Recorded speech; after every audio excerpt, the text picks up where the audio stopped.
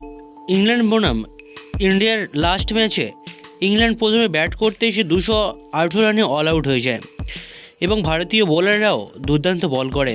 এবার ব্যাট করতে এসে যশস্বী জয়সওয়াল ও রোহিত শর্মার মধ্যে দেখা যায় তাণ্ডব ব্যাটিং।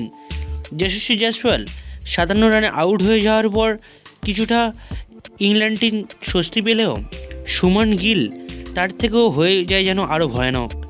তিনি 110 রান করেছিলেন। এদিকে রোহিত শর্মাও 17 রান করেছেন। যে আসছে সেই যেন আজকের তুলোধনা করছে ইংলিশ বোলারদের।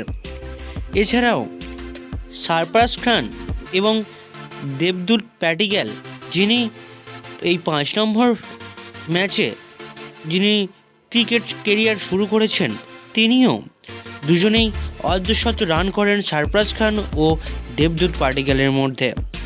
সারফরাজ খান 56 রান করে আউট হয়ে যান। এদিকে দেবদূত প্যাটিক্যালও একটি ভালো ইনিংস খেলেন। তিনি 65 রানের একটি ইনিংস খেলে বোল্ড আউট হয়ে যান। এছাড়া বাকি প্রত্যেকটা ব্যাটসম্যানের ব্যাট থেকেও কিছু না কিছু রান এসেছে। এখনও পর্যন্ত 473 রানে 8 উইকেট হয়ে আছে। আগামী দিনের খেলা কি হয় ওটাই দেখার বিষয়। দেখা যাক ভারত কোথায় গিয়ে পৌঁছায়।